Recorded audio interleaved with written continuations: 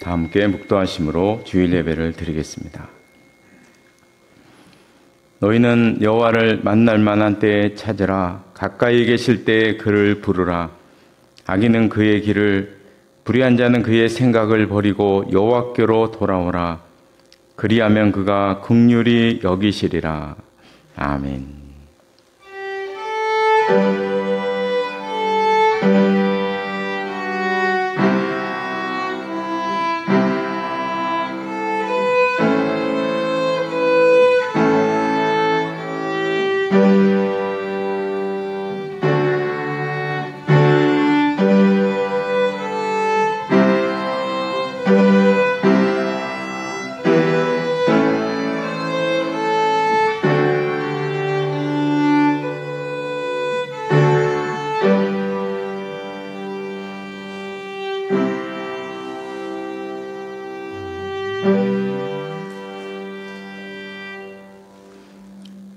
모두 일어나셔서 찬송가 73장 찬송가 73장 부르시겠습니다.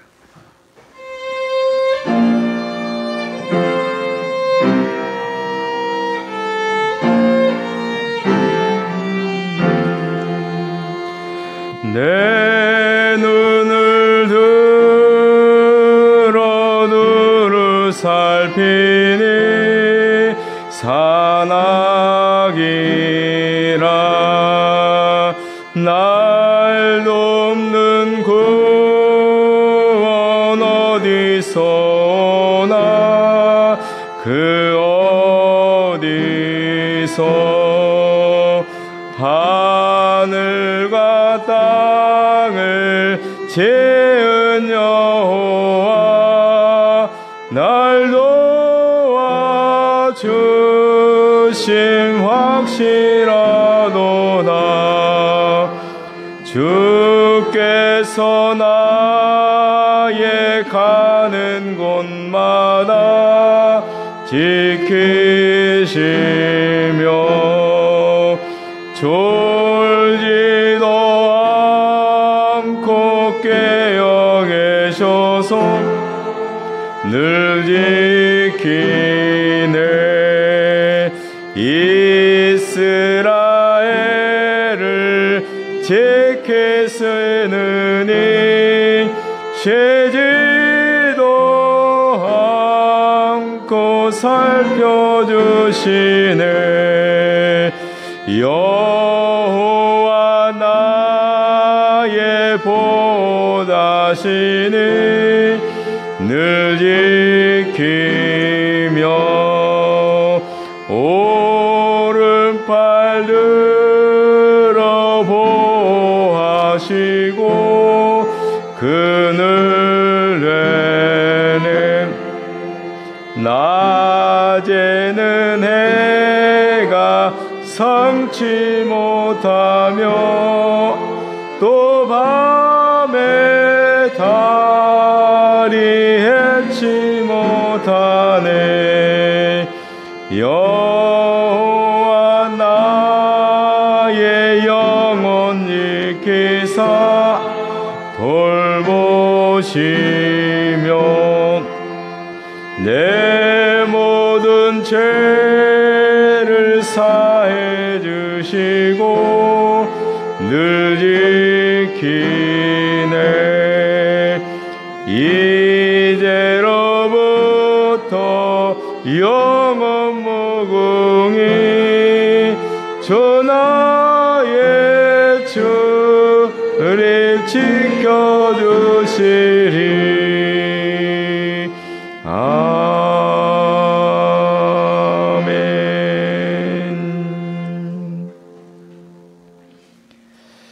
교동문은 65번입니다.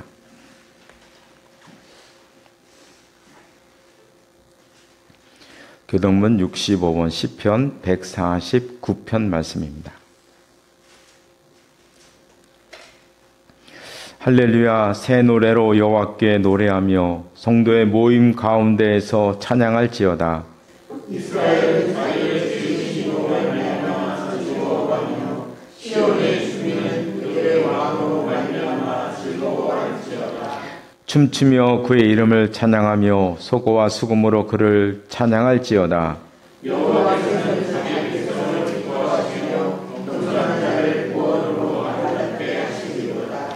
성도들은 영광 중에 즐거워하며 그들의 침상에서 기쁨으로 노래할지어다.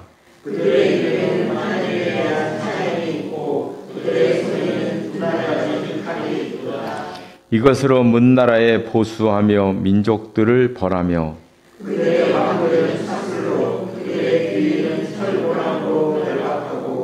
기록한 판결대로 그들에게 시행할지로다. 이런 영광은 그의 모든 성도에게 있도다. 할렐루야. 다 같이 사도신경으로 신앙 고백하시겠습니다.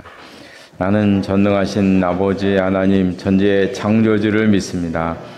나는 그의 유일하신 아들 우리 주 예수 그리스도를 믿습니다. 그는 성령으로 잉태되어 동정녀 마리아에게서 나시고 본디오 빌라도에게 고난을 받아 십자가에 못 박혀 죽으시고 장사된 지 사흘 만에 죽은 자 가운데서 다시 살아나셨으며 하늘에 오르시어 전능하신 아버지 하나님 우편에 앉아 계시다가 거기로부터 살아있는 자와 죽은 자를 심판으로 오십니다. 나는 성령을 믿으며 거룩한 공교회와 성도의 교제와 죄를 용서받는 것과 몸의 부활과 영생을 믿습니다. 아멘. 자리에 앉으시기 바랍니다. 잠깐 기도하시겠습니다.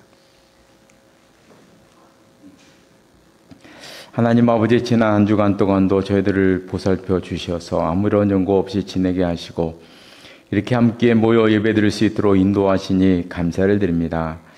세상은 하루가 다르게 변화되고 있습니다. 이런 속에서 교회가 이 세상에 어떤 빛을 밝혀야 하는지 생각하게 됩니다.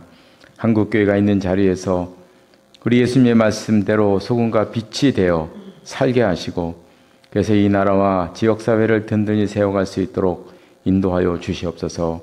오늘도 많은 교회에서 많은 목회자들이 하나님의 말씀을 전하며 나눌 터인데 그 말씀으로 인해 듣는 모든 성도들이 힘을 얻게 하시고 교회들이 생명의 움직임을 찾아갈 수 있도록 함께하여 주시옵소서. 또 지난 3일에는 이 나라를 섬길 새로운 대통령을 선출하는 일이 있었습니다. 하나님께서 새 정부에 함께하여 주셔서 어려운 경제 상황과 국제적 위기 상황을 잘 헤쳐나갈 수 있는 지혜를 주시고 또 양극단으로 나뉘어 있는 이 나라를 잘 통합해 나갈 수 있도록 주님 함께하여 주시옵소서. 이 시간 저희들 또 말씀을 듣기 위해 모였습니다. 저희들에게 말씀하여 주시고 그 말씀으로 한 주간도 은혜 가운데 살아갈 수 있도록 함께하여 주시옵소서. 예수님의 이름으로 기도드리옵나이다. 아멘.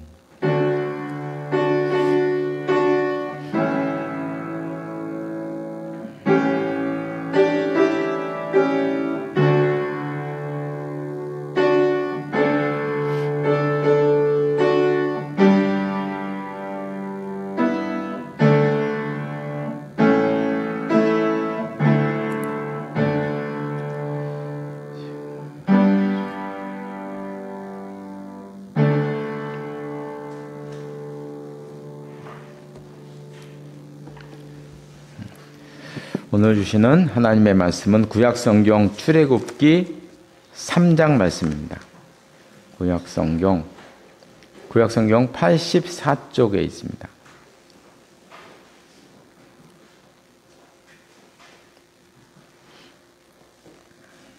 출애굽기 3장 1절로 10절 말씀까지 한 절씩 교독하시겠습니다. 제가 먼저 3장 1절 말씀을 읽겠습니다. 모세가 그의 장인 미디안 제사장 이드로의 양떼를 치더니 그 떼를 광야 서쪽으로 인도하여 하나님의 산 호렙에 이르매 여호와의 사자가 떨기나무 가운데로부터 나오는 그곳 안에서 그에게 나타나시니라. 그가 보니 떨기나무에 불이 붙었으나 그 떨기나무가 사라지지 아니하는지라. 이에 모세가 이르되 내가 돌이켜 가서 이 큰 광경을 보리라. 떨기나무가 어찌하여 타지 아니하는고 하니 그때에 여호와께서 그가 보려고 돌이켜 오는 것을 보시니라. 하나님이 떨기나무 가운데서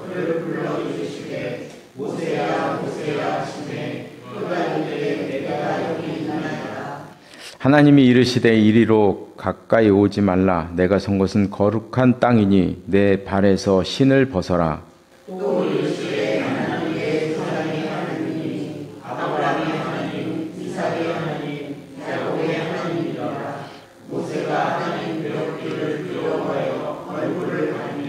여호와께서 이르시되 내가 애굽에 있는 내 백성의 고통을 분명히 보고 그들의 감독자로 말미암아 부르짖음을 듣고 그 근심을 알고 내가 내려가서 그들을 애굽인의 손에서 건져내고 그들을 그 땅에서 인도하여 아름답고 광대한 땅 젖과 꿀이 흐르는 땅 곧 가나안 족속, 헷 족속, 아모리 족속, 그리스 족속, 히위 족속, 여부스 족속의 지방에 데려가려 하노라. 이제 가라. 이스라엘 자손의 부르짖음이 내게 달하고 애굽 사람이 그들을 괴롭히는 학대도 내가 보았으니 이제 내가 너를 바로에게 보내어 너에게 내 백성 이스라엘 자손을 애굽에서 인도하여 내게 하리라. 아멘. 이 말씀 위에 하나님의 은혜가 함께 하시기를 바랍니다. 찬송가 269장, 찬송가 269장 부르시겠습니다.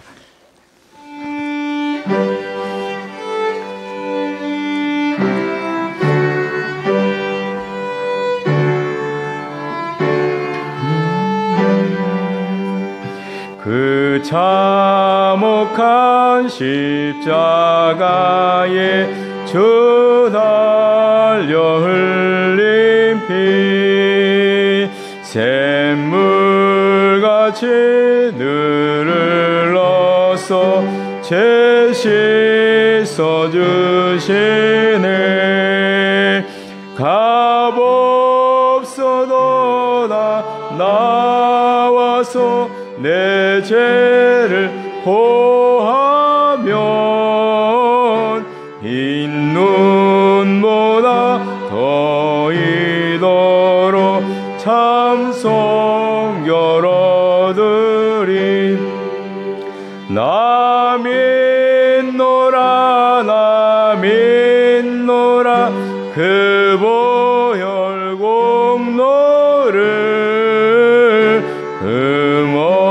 흠없어도 피 흘리사 날 구원하셨네. 저 흉악한 한강도는 제 죄를 깨달아 죄 없으신 주 예수를 구주로 믿었네. 내 지은 죄 흉악하나 주 예수 믿으면 용서받은 강도같이 곧 구원받으리. 나 믿노라 그 보혈 공로를 흠없어도 피 흘리사 날 구원하셨네. 온 백성의 죄 사하신 하나님 어린 양 그 십자가 지심으로 온 인류 구했네. 저 영원한 새 나라에 다 같이 모여서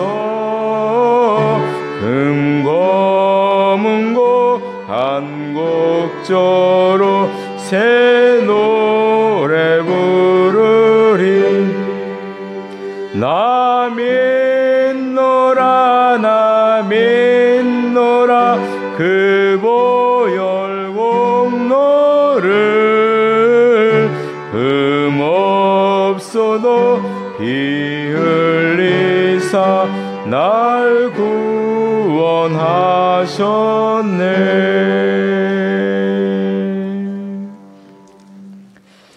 아멘.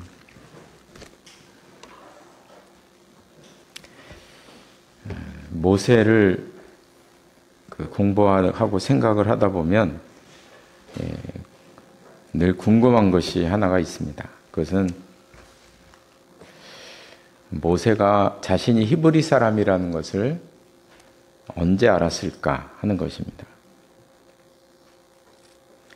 그 사실을 알았을 때 모세의 기분은 어땠을까? 어떤 기분이었을까?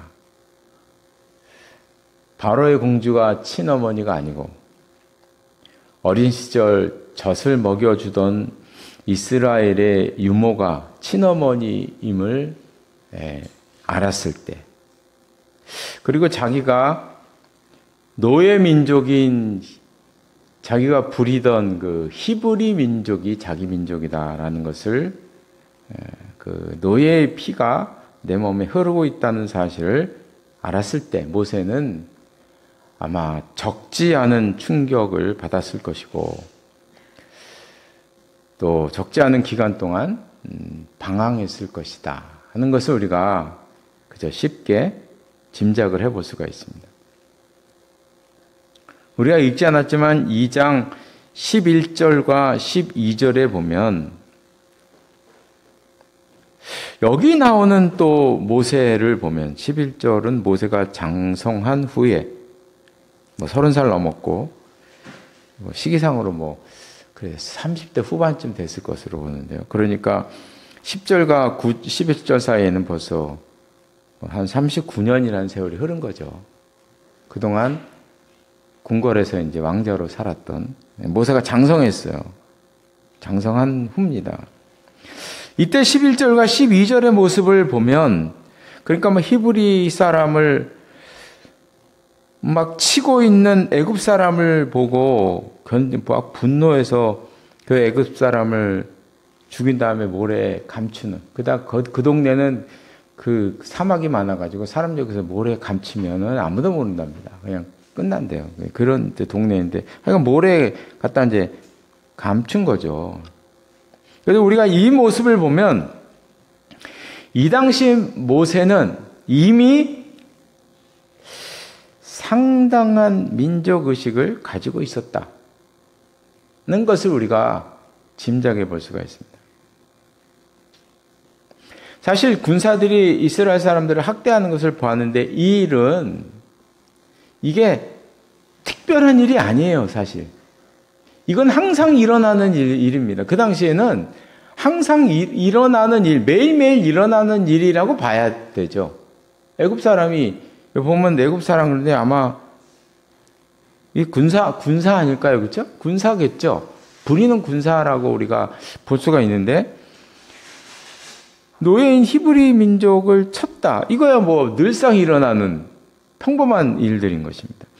근데 이때는 그 광경을 보고 모세가 아주 분노를 했다. 그래서 그 사람을 죽이고 모래에 파묻어 버렸다. 그래서 이걸 보면 모세는 이 당시에는 자기가 히브리 민족임을 분명히 알았고 그걸 인식하고 있었다 하는 것을 우리가 알 수가 있습니다. 저는 이 사건을 보면서 이제 풀리지 않는 점도 하나 있는데, 그게 뭐냐 하면 15절에 보면 바로가 이 일을 듣고 모세를 죽이고자 찾았다는 거죠. 바로가 모세를 찾았는데 죽이려고 찾았다 하는 것입니다. 모세는 당시 왕자의 신분이었습니다. 어쨌거나 둘째 분이었던 셋째 부인이었던 왕자의 신분이었고요. 지금부터 3,500년 전의 시대였다는 것을 감안해 보면 그 시대에 한 나라의 왕자가 사람을 죽였다. 그런 일이 있었다고 아버지가 왕자를 죽이려고 막 찾아다니고 그 일 때문에 왕자가 도망가다가 외국으로 광야로 도망가 버리는 그런 일. 저는 좀 이해가 잘 안 가요. 이 사건도 이해가 잘 안 가는 사건입니다. 아니 이 당시 왕자면 무슨 일도 다 할 수 있는 시대 아닐까요? 그렇죠? 그리고 또 애굽의 정통 왕조가 나라를 다스리고 있는데 이런 일 정도는 왕자가 해도 그냥 넘어갈 수 있는 그런 시대라고 생각한다면 바로가 자기 아들을 죽이려고 했다 얘기하고 있다면 이게 좀 너무 과하다. 이게 좀 이상하다. 이런 생각을 저는 하게 되는 것입니다. 그래서 이제 이 사건은 단지 사람을 죽인 사건이 아니지 않겠는가? 그 이면에는 뭐 얽혀져 있는 다른 일들이 있지 않겠나? 이렇게 저는 이거 제가 어느 책에서 보고 한 게 아니고 제 생각에 제가 이 사건을 이렇게 뒤다봤을 때 이거는 그 뒤에 어떤 배경이 있는 사건이다. 그렇지 않고 아버지가 왕이 왕자를 이 길로 죽이려고 찾아다녔다는 것이 이게 이해가 잘 안 가요. 그래서 제 생각에는 모세가 아마 모종의 사건에 연루되어 있었던 것 같고 그 일로 인해서 모세의 정체가 발각되었다. 이 심각하죠. 모세의 정체가 모세가 자기 아들이 아니고 이 모세가 그렇잖아요. 자기 손자죠. 그러니까 손자. 자기 아들 손자. 네, 손자예요. 그럼 자기의 그 씨가 아니고 다른 사람도 아닌 자기가 그렇게 경계했던 그리고 남자 아이를 낳으면 죽이라 멍했던 바로 그 아이, 그 민족의 그 아이를 자기 명령을 어기고 왕자로 킨 거잖아요. 이 정도면 이건 반란 사건, 이건 뭐 거의 항명의 사건, 반란의 사건에 가까운. 그러니까 모세의 정체가 들켰다 하는 것은 이게 대단히 중요한 문제죠. 큰 문제인 거죠. 14절에 보면 또 이런 얘기가 있어요. 그 이스라엘 백성들이 모세에게 하는 얘기예요. 그가 이르되 누가 너를 우리를 다스리는 자와 재판관으로 삼았느냐? 이런 얘기를 또 하고 있어요. 그래서 이스라엘 백성들이 모세를 보고 이런 얘기를 한 거 보면 벌써 이스라엘 백성들은요 모세의 존재를 알고 있었다는 거예요. 다. 이스라엘 백성들은 다 알고 있는 거예요. 모세가 어떤 사람인지. 다 알고 있었고 그러니까 다시 말하면 모세와 이스라엘 백성들 간에 어떤 교류가 있었다. 교류가 있었다는 걸 이 말씀에서 우리는 짐작해 볼 수가 있어요. 어떤 교류가 있었는데 일반 백성들은 아직 모세를 인정하지 않았다. 아직 인정하지 않고 있다. 하는 것을 여기서 우리가 알 수가 있습니다. 하지만 뭐 결과적으로 말하면 이 사건을 통해서 모세는 자신의 민족에게도 외면을 당하고 말았고 설상과 성으로 바로까지도 모세의 정체를 알게 되었다는 거죠. 바로까지도 알게 된 거예요, 이제는요. 그러니 뭐 왕자라도 쫓겨낸 신세가 될 수밖에 없는 이런 일이 벌어지게 된 것입니다. 그래서 15절 이제 끝에 보면 도망가다 지쳐서 광야 어느 우물 곁에 걸터 앉아 있었다고 기록하고 있습니다. 근데 이제 이 사건을 우리가 히브리서를 보면 내용이 또 달라요. 히브리서에 보면 이 사건을 이렇게 얘기하고 있어요. 믿음으로 모세는 장성하여 바로의 공주의 아들이라 칭함을 받기를 거절하고 도리어 하나님의 백성과 함께 고난받기를 잠시 죄악의 낙을 누리는 것보다 좋아했다. 이 내용을 가만히 보면 지금 오늘 본문의 이 내용하고는 뭐가 이렇게 결이 달라요. 오늘 본문의 내용은 자기 정체가 발각이 되어가지고 아버지가 막 자기 죽이려고 찾으니까 도망갔잖아요. 그렇죠? 도망갔단 말이죠. 도망갔는데 여기서 보면 도망갔다고 얘기를 하지 않아요? 칭함받기를 거절한 것이다. 그리고 고난받기를 더 좋아했다. 이렇게 말씀하고 있다는 거예요. 이 말씀을 보면 이건 단지 쫓겨서 어쩔 수 없이 도망간 것이 아니라는 거예요. 이건 자기 선택이었다는 거예요. 자기 선택이었다.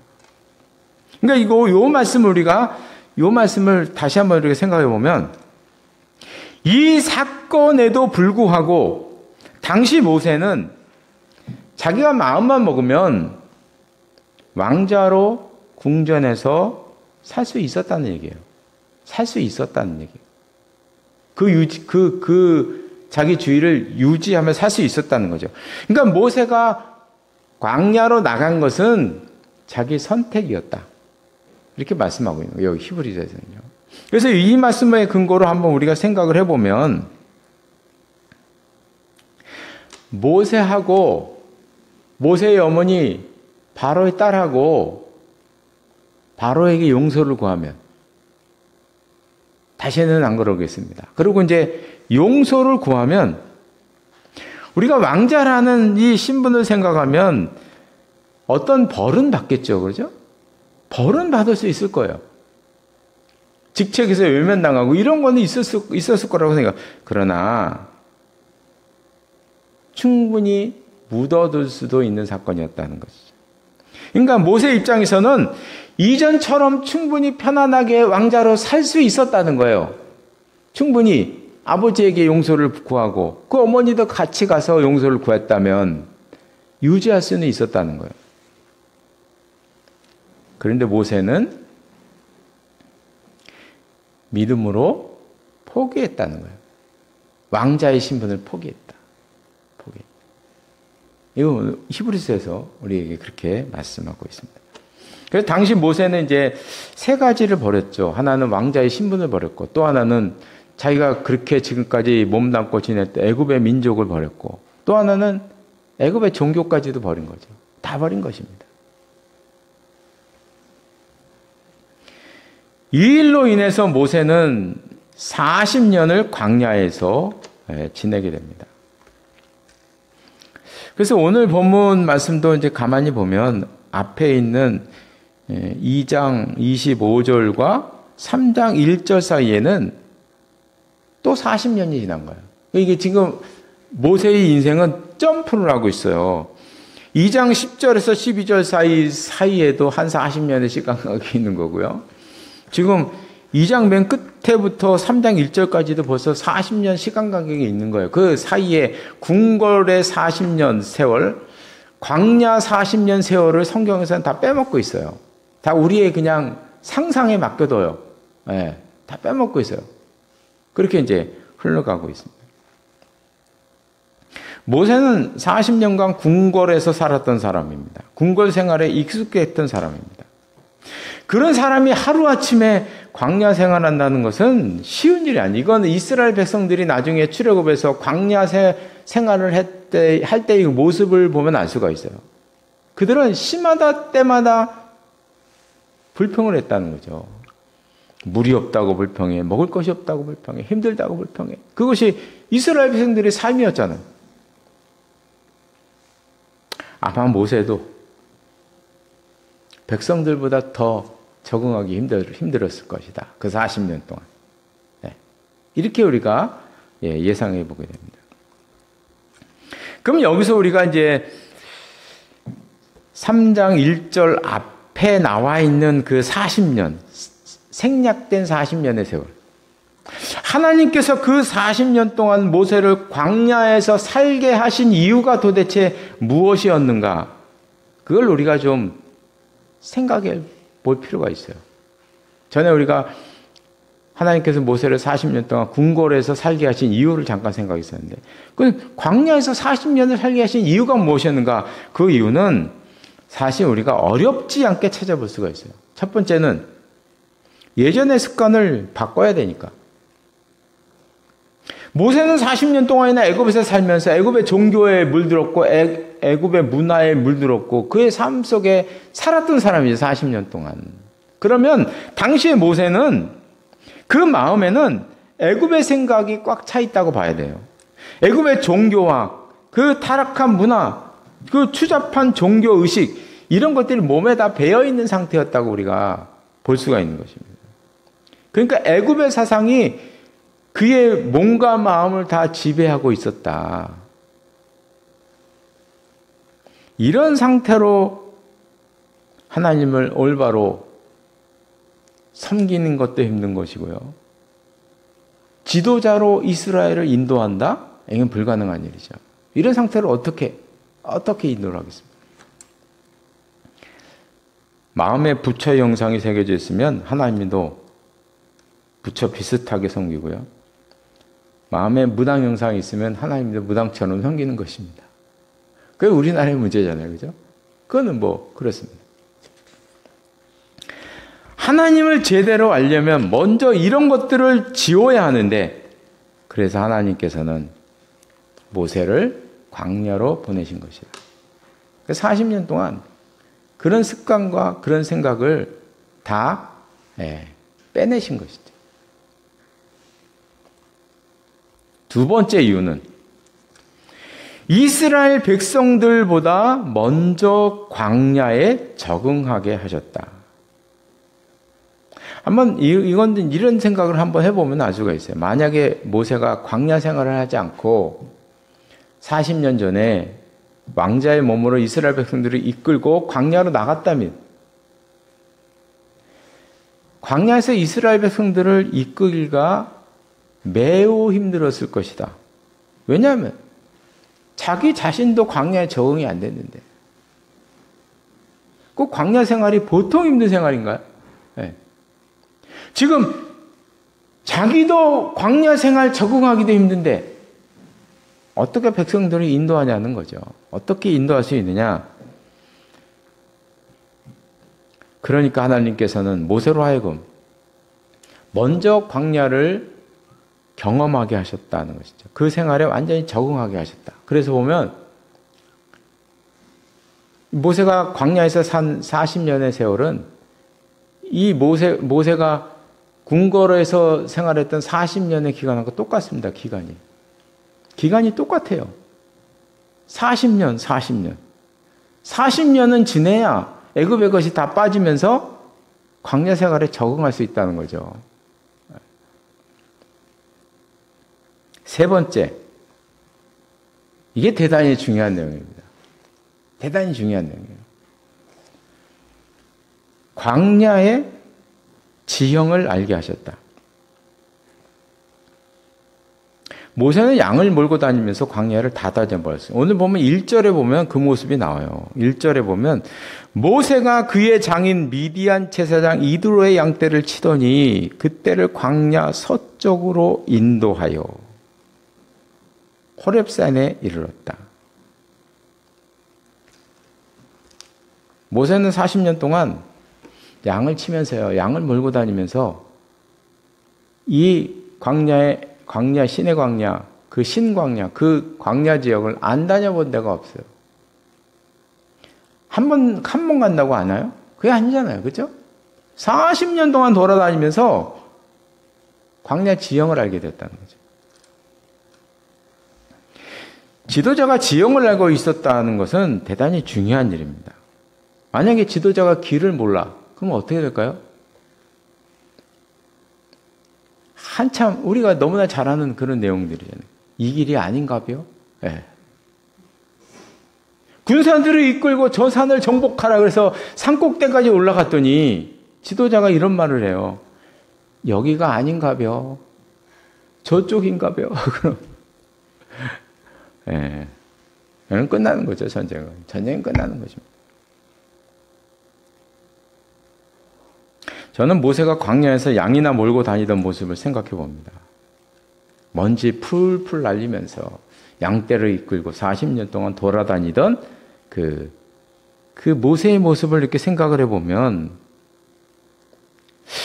글쎄요, 모세는 그때 무슨 생각을 하며 다녔는지 모르겠지만, 요즘 젊은 청년들의 말로, 아, 이번 생은 망했구나.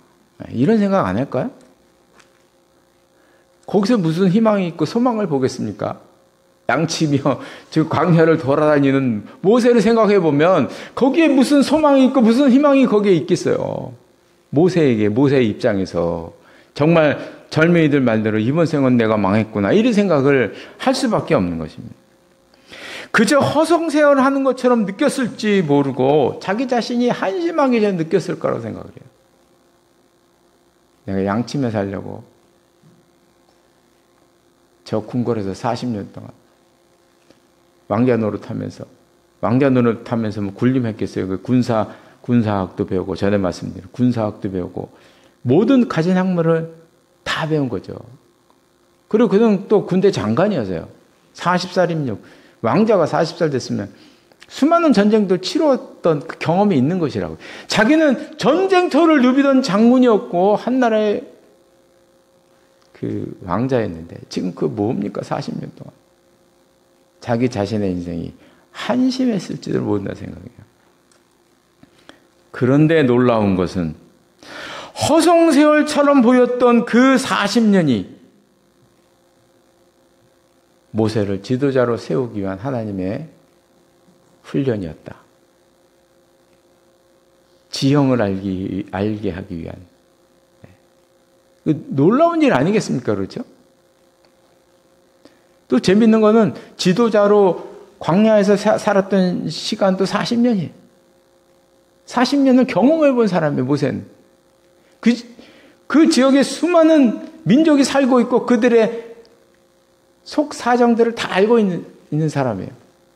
그러니까 40년을 그 많은 사람들이 이끌고 광야를 다닐 수가 있는 거죠. 모세니까. 모세는 자신이 전혀 느끼지 못하는 사이에 지도자로서의 역량을 갖추게 되었다.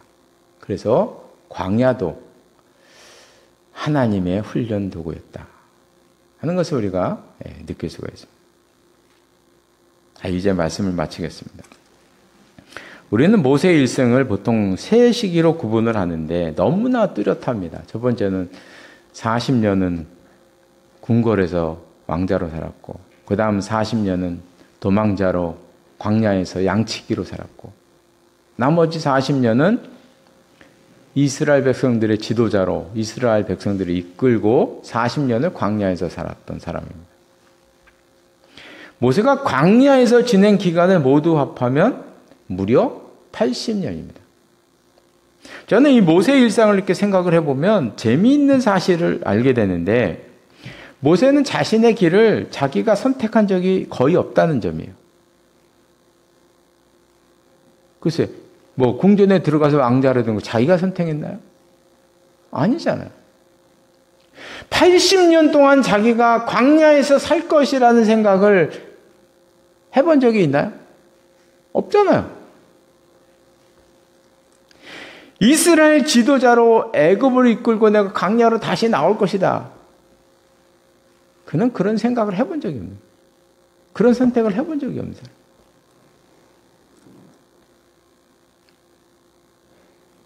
모든 걸로 하나님께서 인도하셨다.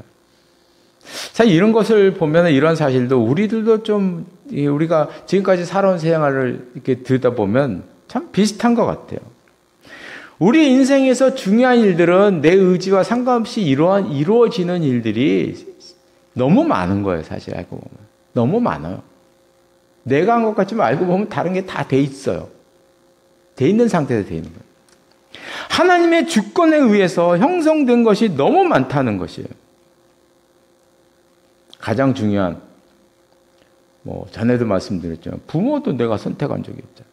내 인생에서 가장 중요한 부모, 내가 선택한, 형제, 내가 선택한 것도 아니에요. 내 고향, 내가 선택한 것도 아니에요. 내가 유치원 다니셨는지 모르겠지만, 저는 안 다녀봤지만, 유치원, 내가 다녔나?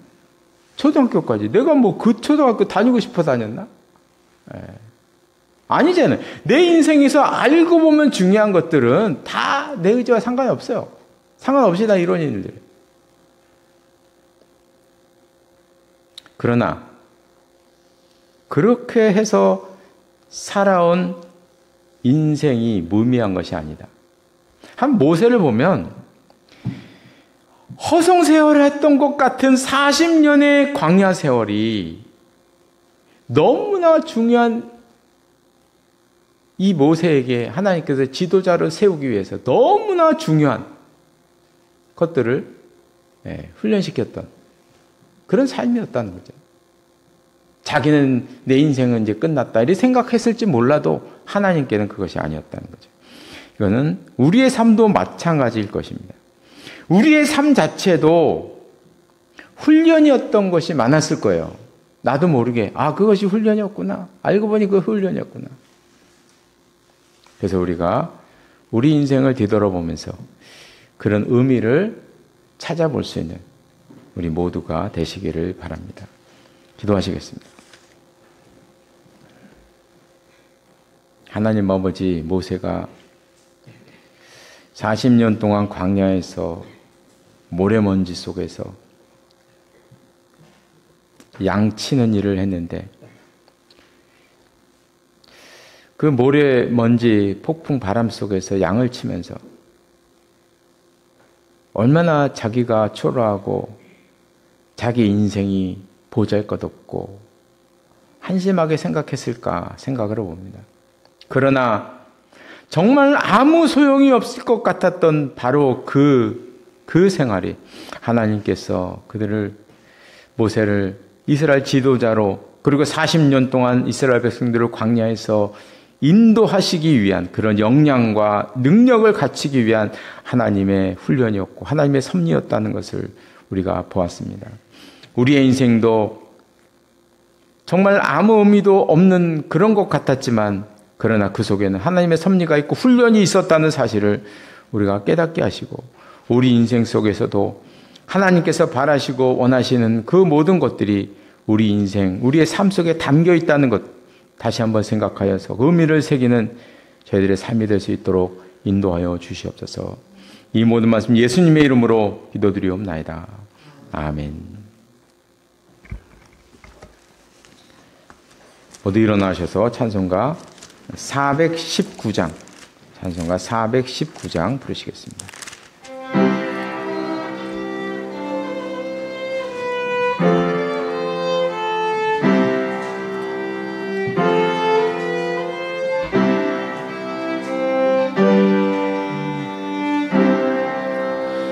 주 날개미 내가 편안히 쉬네 밤깊고 비바람 불어쳐도 아버지께서 나 지켜주시니 거기서 편안히 쉬리로다.